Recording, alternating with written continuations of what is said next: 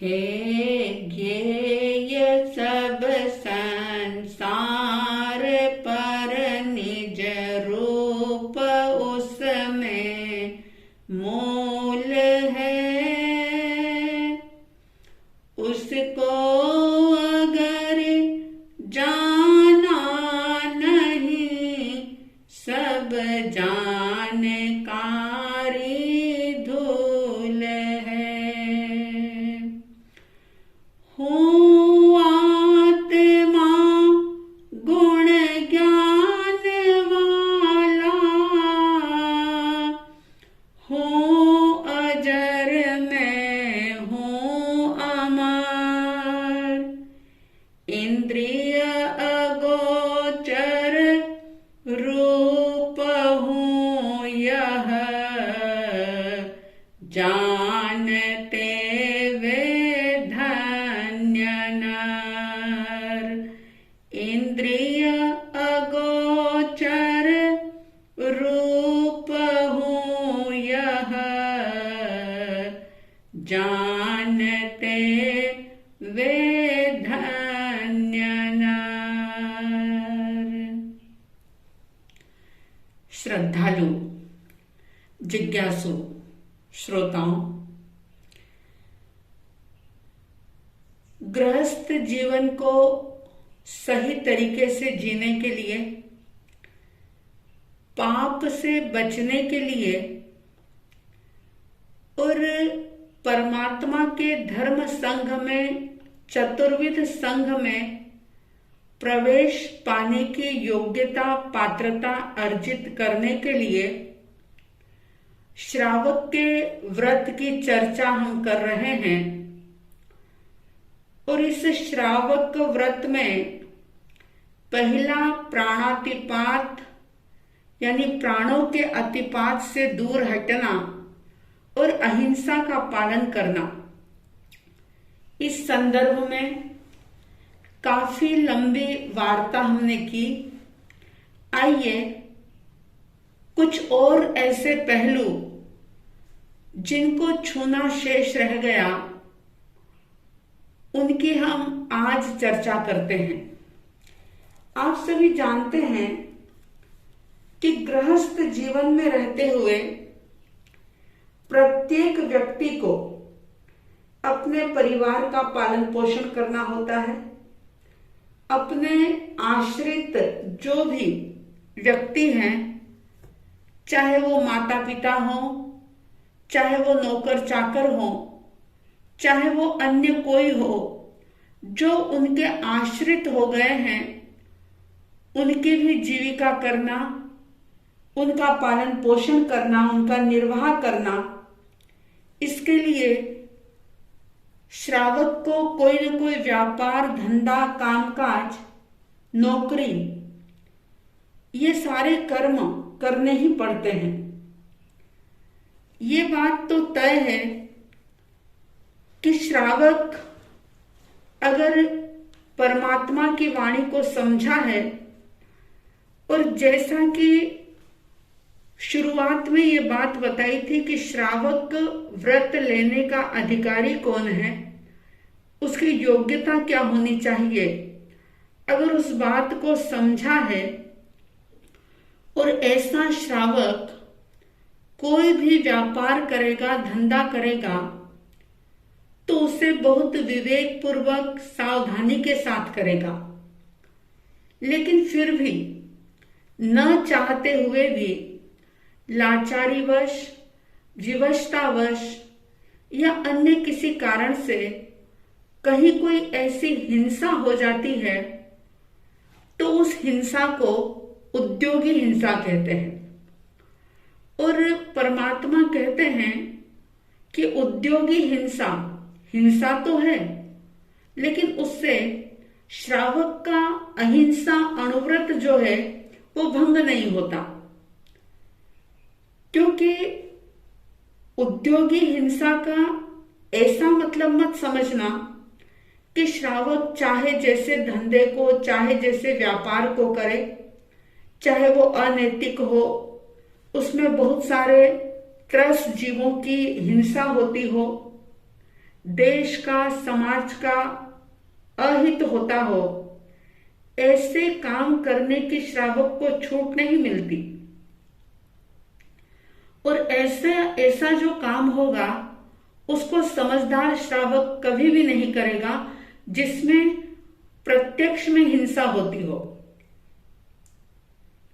भगवान महावीर ने कुछ उद्योग व्यवसाय ऐसे बताए और उनका नाम दे दिया कर्मादान, कर्म प्लस आदान, यानी जिसमें सिर्फ और सिर्फ कर्मों का ही आदान होता हो। ऐसा व्यापार श्रावकों के लिए बिल्कुल त्याज्य बताया है। केवल अपने द्वारा ही नहीं, केवल अपने शरीर से नहीं, लेकिन श्रावक दूसरों से भी वैसा व्यापार नहीं करवाता और ना ही वैसा धंधा व्यापार करने वालों का मन, वचन और काया से अनुमोदन करता है। और वे जिसे कर्मादान परमात्मा ने कहा है, वैसा व्यापार श्रावक के लिए बिल्कुल ही वर्जनीय है, बिल्कुल निषेध है उसका, क्योंकि उसमें त्रस जीवों की, आप जानते ही हैं, 2 प्रकार के जीव होते हैं, एक त्रस जीव और एक स्थावर जीव। स्थावर जीवों के अंदर सभी एकेंद्रीय जीव आ जाते हैं और त्रस जीवों में बेंद्रीय से लेकर के तो पंचेंद्रीय तक के सभी जीव त्रस कहे जाते हैं। तो ऐसा जो कर्मादान का व्यापार होता है उसमें त्रस जीवों की, मतलब लगभग यूं समझो कि जानबूझ करके हिंसा होती है। और स्थावर जीव भी बहुत अधिक संख्या में मारे जाते हैं। अगर हम नैतिकता की दृष्टि से बात करें तो ये ऐसे व्यापार अब आज चाहे लोग करते हों, दूसरा नाम देकर के ऐसे व्यापार करते हों, लेकिन सही अर्थों में वो बिल्कुल अनाचरणीय है, कतई करने योग्य नहीं है। बिल्कुल घृणित ऐसे व्यापार माने गए हैं जिसमें गरीबों का अत्यधिक शोषण होता है, जीवों को बहुत पीड़ा होती है। ऐसे मुख्य रूप से 15 प्रकार के व्यापार बताए हैं। ध्यान दीजिएगा, 15 प्रकार के व्यापार, जिसमें पहला है इंगाल कम्मे। इंगाल कम्मे का मतलब होता है अंगार कर्म, यानी कि बड़े बड़े जंगलों को जलाकर लकड़ियों से कोयले बना करके उनको बेचने का व्यवसाय करना, मतलब बहुत बड़े स्केल पर व्यापार करना। अब जब अंगार कर्म कोई व्यक्ति करता है, ऐसा व्यापार करता है, तो उसमें जो जंगलों में बड़े बड़े पेड़ होते हैं उन सबको जलाया जाता है। जला करके उन लकड़ियों से कोयले बनाए जाते हैं और उनको बेचा जाता है। तो स्वाभाविक है कि उन पेड़ों के साथ रहे हुए, उनके आश्रित रहे हुए कितने ही जीवों की हिंसा हो जाती है। तो ऐसा व्यापार श्रावक कतई ना करे। दूसरा बताया वन कर्म, यानी कि बड़े बड़े जंगलों का जो ठेका लेते हैं और उनसे लकड़ियां कटवाते हैं और उन लकड़ियों को बेचने का काम करते हैं, वो कहा जाता है वन कर्म। और इसमें भी बहुत भयंकर हिंसा होती है। तीसरा है शकट कर्म। शकट कर्म का मतलब पुराने जमाने में जैसे बैलगाड़ी, गाड़े आदि बनाने बेचने का व्यापार होता था, तो इसमें इस धंधे में पशुओं को जोता जाता था और उनको बहुत समय तक भूखा रखा जाता था, उन पर जरूरत से ज्यादा बोझ लादा जाता था। इसलिए भी इस कर्म को बहुत निंदनीय बताया है और श्रावक के लिए शकट कर्म भी करने योग्य नहीं है। चौथा बताते हैं भाटक कर्म, भाड़िक कर्म जिसे कहा जाता है, यानी ऊंट, घोड़ा, बैल, गधा, खच्चर आदि जो ये जानवर होते हैं, इन पर बहुत ज्यादा बोझ लाद करके उनके माध्यम से पैसा कमाना, किराया आदि कमाना, ये जो कर्म है ये उन सन्नी पंचेंद्रीय जीवों को बहुत ज्यादा तकलीफ से पैसा कमाया जाता है, तो इसलिए भी ये कर्म करने योग्य नहीं है। फिर 5वां नंबर आता है स्फोट कर्म, यानी फोड़िक कर्म जिसे कहा जाता है, जिसमें पत्थर आदि फोड़ने और खान आदि खोदने के लिए जो सुरंग बिछा करके बारूद से जिसे फोड़ा जाता है, यानी माइंस आदि का जो काम करते हैं, वो इसी स्फोट कर्म के अंतर्गत आता है। और इसमें भी अनेक जीवों की हिंसा होती है, इसलिए ये भी व्यापार करने योग्य नहीं है। छठा बताते हैं दंत वाणिज्य, यानी कि दांत का व्यापार। हाथी वगैरह के दांत जो होते हैं, उनके दांत, नाखून, बाल और खाल आदि जो त्रस्त जीवों के अंगों के बेचने का जो व्यापार होता है, वो दंत वाणिज्य के अंतर्गत आता है। 7वां बताया है लक्ष वाणिज्य, यानी लाक्षा वाणिज्य। वाणिज्य का मतलब होता है उद्योग, व्यापार, और लाक्षा का मतलब लक्ष्य, लाख जिसे कहा जाता है। तो लाख आदि का व्यापार करना भी बहुत पाप भरा है। 8वां कर्मादान है रस वाणिज्य। रस यानी कि शराब, शहद, चर्बी आदि बेचने का व्यापार करना, यह रस वाणिज्य के अंतर्गत आता है। फिर 9वां बताते हैं केश वाणिज्य, यानी कि केश वाली पुराने जमाने में जिनके लंबे लंबे बाल होते थे, ऐसी लंबे बालों वाली दासियों को और ऐसे जानवर द्विपद, चतुष्पद, पशु पक्षी जिनके बाल लंबे लंबे होते थे, उनको बेचने का व्यापार करना, ये केश वाणिज्य के अंतर्गत आता है। 10वां बताते हैं विष वाणिज्य, यानी कि विष, जहर, शस्त्र आदि जो प्राण घातक वस्तुएं होती हैं, ऐसे प्राण घातक वस्तुओं को बेचने का व्यापार करने का भी निषेध किया गया है। 11वां है जंत पीलन कर्म, यानी कि यंत्र पीलने का कर्म। बड़े बड़े यंत्रों से, जैसे तिल से तेल निकाला जाता है, गन्ने को पीला जाता है, सरसों का, एरंड का आदि जो तेल निकालने का जो कर्म है, वो भी बहुत पापकारी है, तो ऐसा भी कर्म श्रावक ना करे।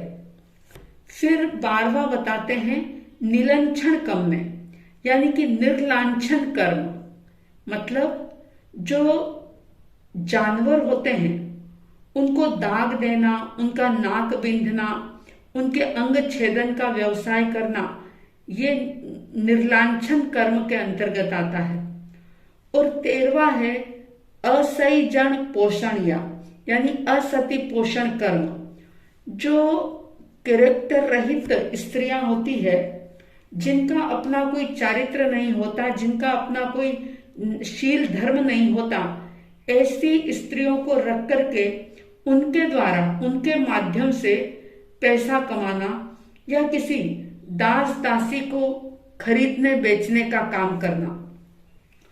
14वां है दव दाव कर्म, यानी कि जंगल में आग लगा करके जलाने का, जंगल को जलाने का धंधा करना।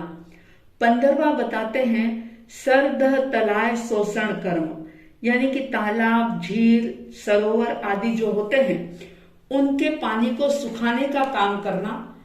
इस प्रकार के जो 15 ये काम हैं, उनको बिल्कुल भी नहीं करने का संदेश प्रभु महावीर देते हैं, और ये कहते हैं कि ये विशेष हिंसाकारी कर्म है, महाआरंभी धंधे हैं, इसलिए श्रावक के लिए, एक सदगृहस्थ के लिए बिल्कुल भी करने योग्य नहीं है। क्योंकि 15 कर्मादान जो है, इसमें संकल्पी हिंसा दिखती नहीं है, औद्योगिक हिंसा प्रतीत होती है, लेकिन ये जो उद्योगी हिंसा है, यानी व्यापार करने वाली व्यापार से होने वाली जो हिंसा है वो दिखाई देती है। लेकिन ज्ञानी कहते हैं कि इस व्यापारिक हिंसा में व्यक्ति के संकल्पजा हिंसा होने की पूरी पूरी संभावना होती है और ये श्रावक के अहिंसा की मर्यादा में कभी भी नहीं आती।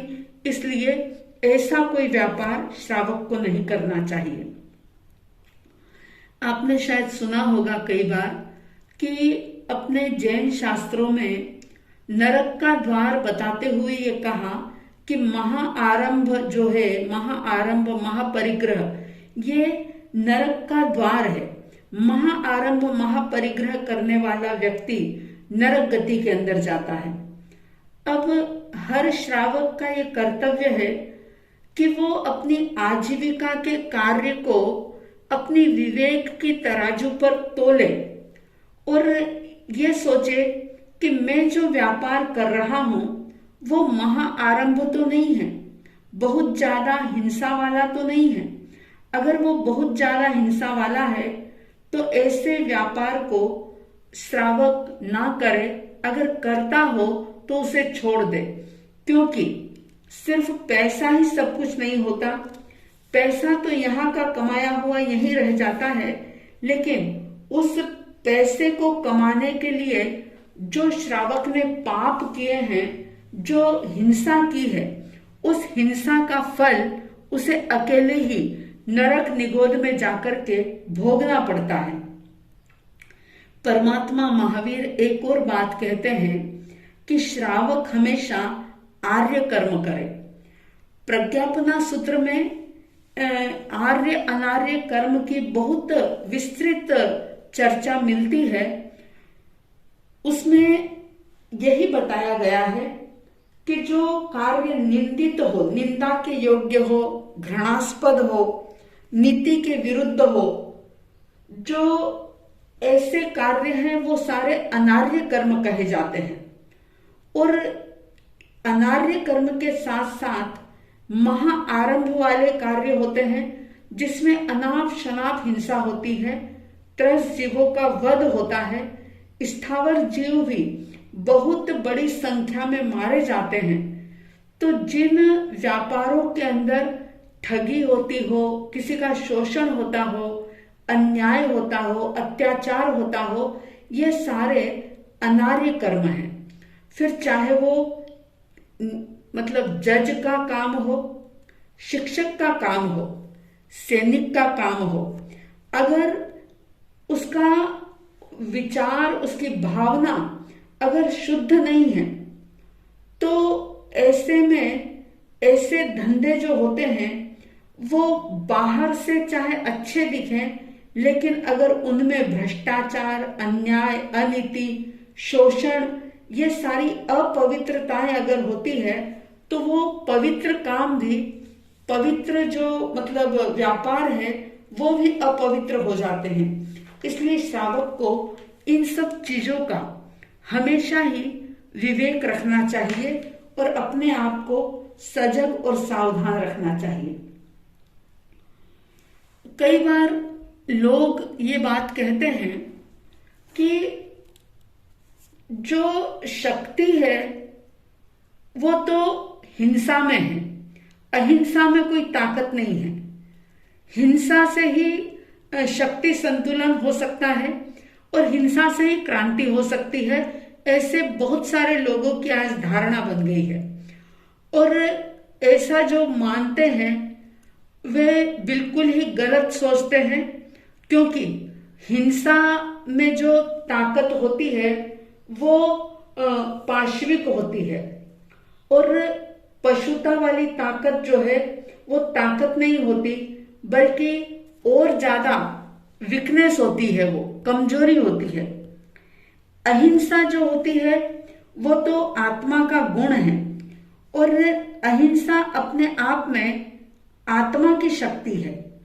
इसलिए अहिंसा की आत्मशक्ति के सामने जो है वो हिंसा की पाश्विक शक्ति हमेशा से ही पराजित हुई है। दिखने में चाहे ये लगे कि हिंसा जीतती हुई नजर आ रही हो, लेकिन वास्तव में जो नैतिक शक्ति है वो हिंसक के पास तो कभी हो ही नहीं सकती।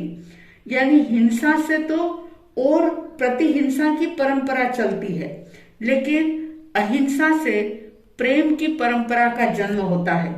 इसलिए ज्ञानी कहते हैं कि अहिंसा अपने आप में बहुत बड़ा बल है, बहुत बड़ी ताकत है, बहुत बड़ी शक्ति है।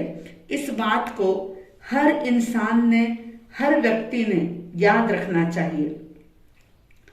अहिंसा के माध्यम से ही किसी का हृदय परिवर्तन हो सकता है। अगर अहिंसा जीवन में नहीं है तो प्रेम की धारा बह नहीं सकती, क्योंकि अहिंसा जो है वो मारने की नहीं, किसी को सुधारने की दृष्टि है। उसमें संहार नहीं होता, उसमें सर्जन होता है। और जब सर्जन की भावना होती है तो निश्चित रूप से व्यक्ति सही रास्ते पर चलता है और उसकी बात मानी भी जाती है, स्वीकारी भी जाती है। अहिंसा के संदर्भ में और भी बहुत सारी बातें हैं, लेकिन चूंकि पहले इस अणुव्रत के ही पहले से 4 पार्ट हो चुके हैं, ये 5वां भाग है, तो बहुत ज्यादा विस्तार ना करते हुए मैं आपको ये बात बताऊंगी कि अब अहिंसा अणुव्रत लेने के बाद भी किस प्रकार से श्रावक को सजग रहना चाहिए। अगर वह कभी प्रमाद में आ जाए, और कई बार प्रमाद और अज्ञान के कारण से दोष लगने की संभावना रहती है। श्रावक वैसे सावधान रहता है, लेकिन फिर भी सजग सावधान रहने के बावजूद भी हो सकता है कि कभी दोष लग जाए, और ऐसा जो दोष होता है उसे अतिचार कहा जाता है। तो ये जो पहला अणुव्रत है, स्थूल प्राणातिपात वीरमण व्रत जो है, इसके मुख्य रूप से 5 अतिचार बताए हैं, जिसको ध्यान में रखना बहुत जरूरी है। पहला अतिचार है बंध, यानी कि किसी भी त्रस्त प्राणी को बंधन में बांधना, उसे इतना ज्यादा जकड़ देना कि अपने आश्रित जो भी व्यक्ति है उसे जो समय निर्धारित हुआ है उससे ज्यादा उसको रोकना, जबरदस्ती उससे ज्यादा काम करवाना, यह भी सारा बंध के अंतर्गत ही आता है। बंधन ही कहा जाएगा इसे भी।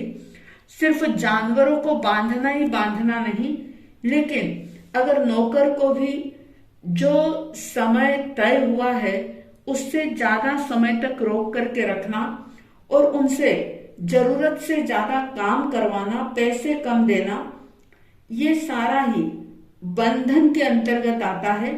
बंधे कहा जाता है इसे। और ये बंधन शारीरिक हो सकता है, आर्थिक हो सकता है, अनेक प्रकार का ये बंध हो सकता है। तो इस अतिचार से श्रावक को अपना बचाव करना चाहिए। दूसरा अतिचार है वध।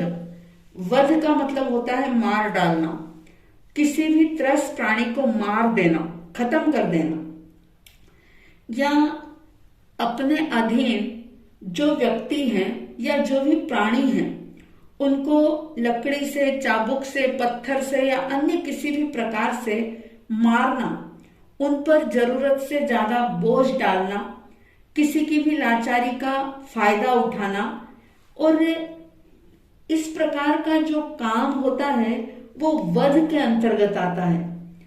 जिस कार्य से प्रत्यक्ष रूप से या परोक्ष रूप से किसी न किसी प्रकार की हिंसा होती है, तो ऐसे हिंसाकारी कार्य से बचना चाहिए। आप लोग तो सभी विवेकवान हैं, समझदार हैं, लेकिन बहुत सारे ऐसे नादान लोग होते हैं जो अननेसेसरी, बिना किसी कारण के भी कभी कुत्ते को, कभी गाय को, कभी बिल्ली को, कभी किसको, मतलब बिना वजह से मारते हैं, और इस बेरहमी के साथ मारते हैं कि बेचारा वो दम तोड़ देता है। कई लोग तो इतने निर्दयी हो जाते हैं कि जो उनके आश्रित जो नौकर रहते हैं, छोटे बच्चे होते हैं, उनको भी वे इतना बेदर्दी से मारते हैं कि कई बार उनके अंग भंग हो जाते हैं और मर भी जाते हैं बहुत सारे लोग। तीसरा अत्याचार बताया है छविच्छेद, यानी कि प्राणी के अंगोपांग को काट देना। ये छविच्छेद आता है। किसी की पूरी रोजी रोटी को खराब कर देना, या फिर उन्होंने जितना काम किया है, जो मेहनत की है, उस मेहनत के अनुसार अगर उनको बराबर पैसा नहीं दिया तो ये भी छविच्छेद के अंतर्गत ही आता है, ये वैसा ही दोष लगेगा। चौथा जो अतिचार है वो है अति भार। अब पुराने जमाने में बैल, ऊंट, घोड़ा, बहुत तरह के पशुओं का पालन किया जाता था। या फिर यूं समझो कि जो आजकल के जमाने के जो नौकर हैं, काम वाली बाई आदि हैं, उनकी शक्ति से ज्यादा उन पर बोझ लादना, ज्यादा काम करवाना, ये अति भार है। और किसी की शक्ति से ज्यादा काम करवाना जो है, ये हिंसा का, ये अतिचार है, ये हिंसा के अंतर्गत ही शामिल हो जाता है। और पांचवा और अंतिम अतिचार बताया कि भक्तपान विच्छेद, यानी कि समय पर भोजन, पानी आदि नहीं देना, नौकर आदि को समय पर वेतन नहीं देना, उन्हें कष्ट पहुंचाना, ये सब भक्तपान विच्छेद के अंतर्गत आएगा। कई लोग इतने निष्ठुर हो जाते हैं कि जिन माता पिता ने उनको जन्म दिया है, उनका पालन पोषण किया है, उनको पढ़ाया लिखाया, और जब वे माता पिता बूढ़े हो गए तो उनको भोजन पानी समय पर नहीं देना, दवाई आदि उनको समय पर नहीं देना, और इस प्रकार से उनको शारीरिक मानसिक कष्ट देना, ये भक्तपान विच्छेद के अंतर्गत आता है। श्रावकों को इन अतिचारों से विशेष रूप से सजग और सावधानी के साथ बचने का प्रयास करते रहना चाहिए। अगर आपने अपने जीवन में इस प्रकार की कोई प्रतिज्ञा धारण की है, कोई व्रत आपने लिया है, तो उसका सम्यक तरीके से पालन करें। और अगर आपने व्रत नहीं लिया तो कम से कम इतनी भावना अवश्य रखें कि बिना व्रत के इस जीवन का प्रबंधन नहीं हो सकता। इन व्रतों के नाम से, अणुव्रतों के नाम से घबराइए नहीं, बल्कि बड़े उल्लास के साथ ये विचार कीजिए कि बामुश्किल जिन शासन मिला, जिनेश्वर परमात्मा का धर्म मिला, और ऐसी योग्यता पात्रता पैदा हुई, ऐसी समझ आई कि ये सारी चीजें आप समझ सकते हैं, तो पूरे विधि विधान के साथ इन व्रतों को धारण करें और इसके जो अतिचार आदि बताए हैं उनसे अपने आप को बचाने की कोशिश करें। हिंसा का मार्ग कभी भी सुखदायी नहीं होता, सुखदायी तो अहिंसा का मार्ग ही होता है।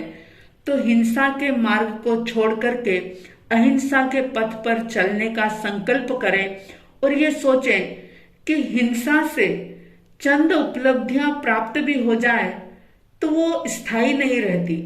समझ लीजिए, अन्याय से, अनीति से, अत्याचार से किसी के हक को छीन करके अगर आप धनवान बन भी गए तो वो धन कब तक टिकेगा।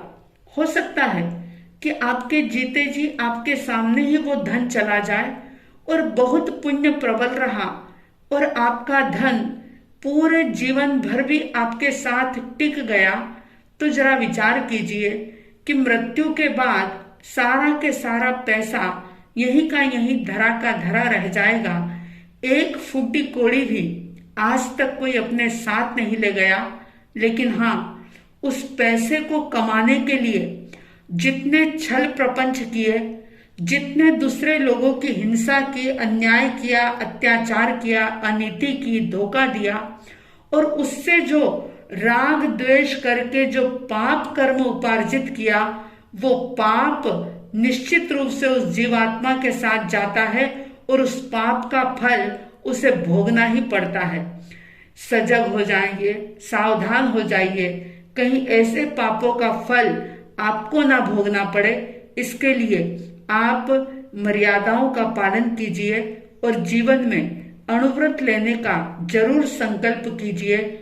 आपके भीतर अणुव्रत लेने का भाव जागे, हिंसा से आप दूर हटें, अहिंसा के मार्ग पर आगे बढ़े।